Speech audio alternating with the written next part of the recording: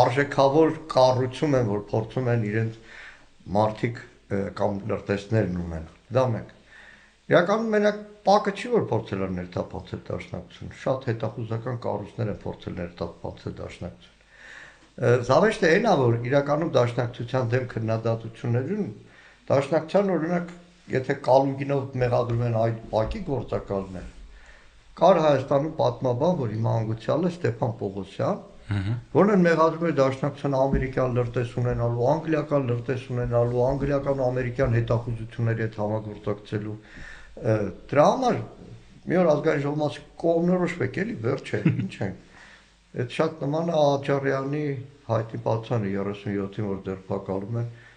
քանի լեզու գիտի Աջարյանը, այս լեզուն գիտես գերմաներեն, գիտես Գերմանիայի շպիոն, ֆրանսերեն, Ֆրանսիայի շպիոն, թուրքերեն, Թուրքիայի շպիոն, ասում այդ մեկը չէ։ Ինչ որ հավերում է Կալուգինի։